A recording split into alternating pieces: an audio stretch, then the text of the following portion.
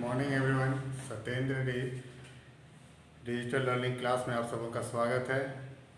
तो आज का हम लोगों का टॉपिक है गेज। गेज एक ऐसा टूल्स है जिसमें हम लोगों जब कोई इंटरचेंजेबल पार्ट्स हम बनाते हैं और उसको नापने की बारी आती है तो हम लोग स्केल वाला गेज हम लोग इस्तेमाल नहीं करते हैं, क्योंकि जब भी अगर हम लोग पार्ट्स को वर्नियर कैलिपर या आउटसाइड माइक्रोमीटर से अगर हम लोग नापते हैं तो उसमें रीडिंग लेने की ज़रूरत पड़ जाती है। तो इसमें क्या होता है, हम लोगों को टाइम लगता है या इसमें कुशल कारीगर का हम लोग को आवश्यकता पड़ती है। लेकिन जब हम अधिक मात्रा में मास प्रोडक्शन में हम अगर इसको यूज़ करते हैं तो हमारा प्रोडक्शन कम हो जाता है। तो प्रोडक्शन को बढ़ाने के लिए और हम लोग अनस्किल्ड लेबर से काम लेने के लिए हम लोग गेज का उपयोग करते हैं, जिसमें अशिक्षित भी पार्ट्स को एक्यूरेसी में नाप करके बना सकते हैं। तो आइए हम लोग जानते हैं अब गेज के टाइप्स और प्रकार के बारे में। तो सबसे पहले गेज जो है एलॉय स्टील से हम लोग बनाते हैं। ठीक है, एलॉय स्टील से हम लोग गेज को बनाते हैं और इसका जो गेजिंग पॉइंट है, जिस साइड से हम लोग नापते हैं उसको हार्ड एंड टेम्पर्ड कर देते हैं, ताकि मान लिया जाए हम लोग किसी चीज़ को हम नाप रहे हैं तो बार बार उसमें वो घिसेगा, तो उस घिसाव से क्या हो सकता है, गेजिंग पॉइंट वो खराब हो सकता है। तो हार्ड एंड टेम्पर्ड करने के बाद क्या होता है कि वो जल्दी घिसता नहीं है और लंबे समय तक उसका गेजिंग पॉइंट चलता है।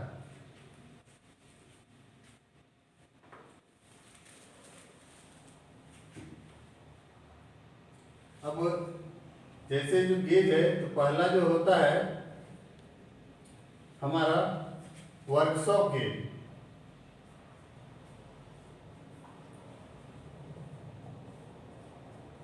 Workshop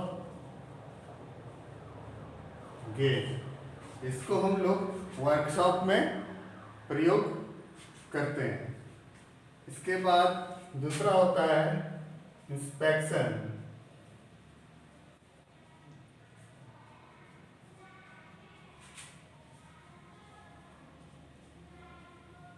inspection gauge, inspection gauge का इस्तेमाल हम लोग वर्कशॉप में यूज होने वाला गेज को चेक करने के लिए हम लोग इस्तेमाल करते हैं कि कहीं वर्कशॉप में जो गेज हम लोग इस्तेमाल करते हैं वो कहीं चेक करते करते खराब ना हो गया हो, तो उसके लिए हम लोग इंस्पेक्शन गेज का प्रयोग करते हैं। और जो तीसरा आता है वो है रेफरेंस गेज।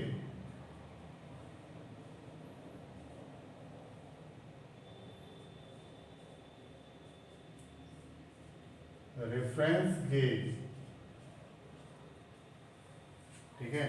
अब रेफरेंस गेज का इस्तेमाल हम लोग इंस्पेक्शन गेज को चेक करने के लिए करते हैं कि कहीं इंस्पेक्शन गेज खराब तो नहीं हो गया है। तो यहाँ देखेंगे वर्कशॉप गेज को चेक करने के लिए हम लोग इंस्पेक्शन गेज का इस्तेमाल करते हैं और इंस्पेक्शन गेज को चेक करने के लिए हम लोग रेफरेंस गेज का इस्तेमाल करते हैं। और जो हम लोग वर्कशॉप में यूज करते हैं वो वर्कशॉप गेज, ठीक है।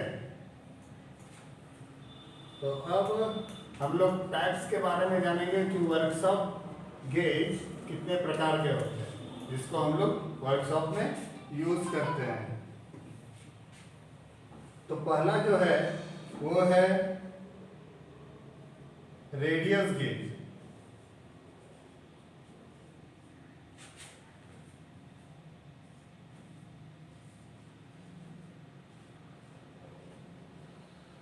रेडियस गेज, तो जैसा नाम है वैसा काम भी है, जैसे रेडियस। तो हम लोग इस रेडियस गेज से किसी भी जॉब का रेडियस को चेक करने के लिए इस्तेमाल करते हैं।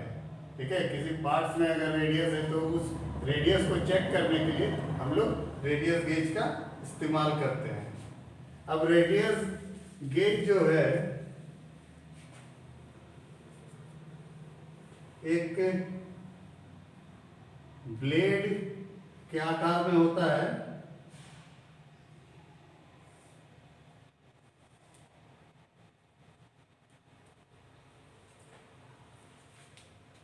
ठीक है, एक कैप ब्लेड एक जगह में नट बोल्ट की सहायता से फिट हुआ रहता है। इसके ऊपर में अलग अलग साइज का गेज होता है। सपोज ये वाला एक है, ये 2 mm का ये सब, या फिर कोई है तो 0.1 mm। इस तरह करके बहुत सारा ब्लेड एक सेट में हम लोग इसको पाते हैं। तो अब ये रेडियस गेज हम लोग 0.6 से लेकर के 25 mm तक साइज में हम लोग पाते हैं। इतना साइज का हम लोग रेडियस नाप सकते हैं। ठीक है, एक सेट में मिलता है। अब अगला जो है, जो वर्कशॉप में गेज यूज करते हैं वो है फिलर गेज।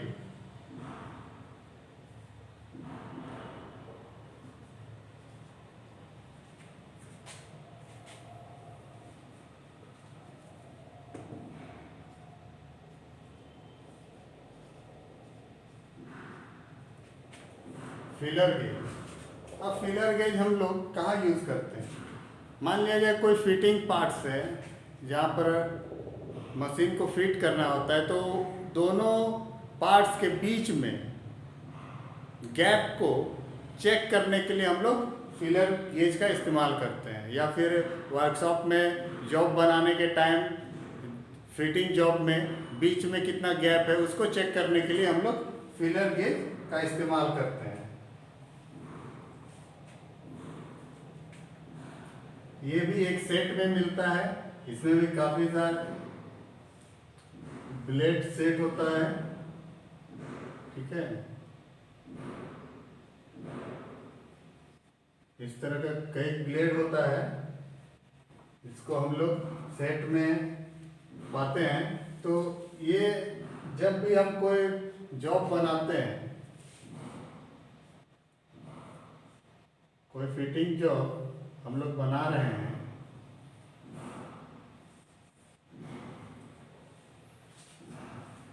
तो जब फिट करते हैं तो इसके बीच में कितना गैप है उसको चेक करने के लिए हम लोग फिलर गेज, या तो फिर कोई पार्ट्स को फिट करते हैं तो उसके बीच के गैप को निकालने के लिए हम लोग फिलर गेज का इस्तेमाल करते हैं। तो इसमें भी ये सेट में आता है। ये 7 सेट में हम लोग फिलर गेज हम लोग को मिलता है।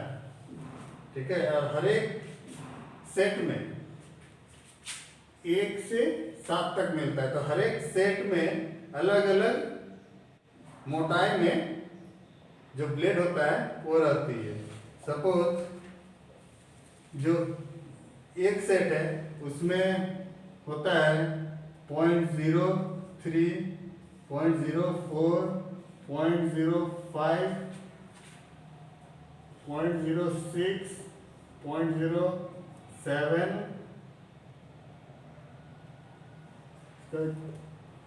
8, 9, इस तरह करके रहता है। ठीक है, वैसे 1 से लेकर के ये 7 नंबर तक आता है। हर एक के सेट में अलग अलग ब्लेड का साइज होता है। अब जो अगला गेज है वो है स्क्रू पिच गेज।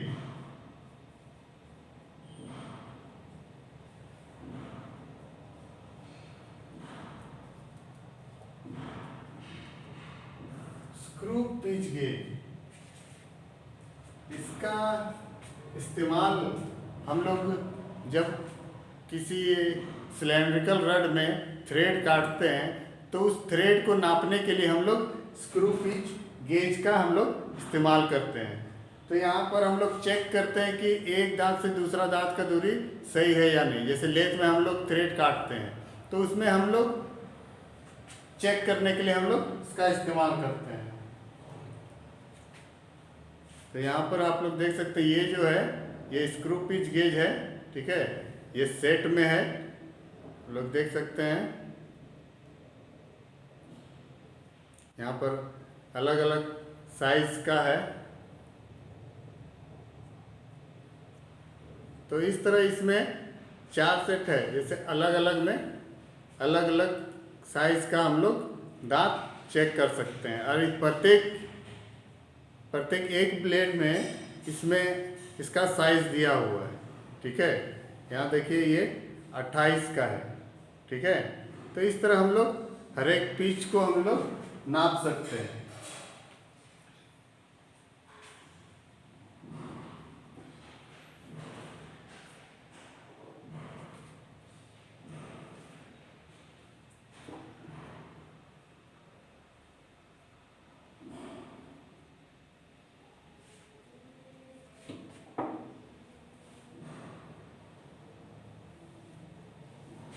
अब अगला जो गेज है वो है वायर गेज।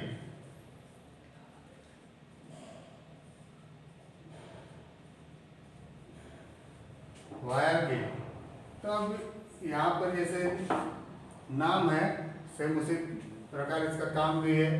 इससे हम लोग वायर नाप सकते हैं। अब वायर ही नहीं, इसके साथ सीट की मोटाई भी हम लोग नाप सकते हैं। तो यहाँ आप लोग देख रहे हैं, ये जो है ये वायर गेज है। से वायर और सीट दोनों हम लोग नाप सकते हैं। तो वायर गेज से हम लोग कितना तक का सीट या वायर नाप सकते हैं? तो इससे हम लोग नाप सकते हैं 0.125 से लेकर के 8 mm तक का सीट को हम लोग नाप सकते हैं, ठीक है। और इस गेज का मोटाई जो है, इस गेज का मोटाई वो 3 mm होता है, ठीक है।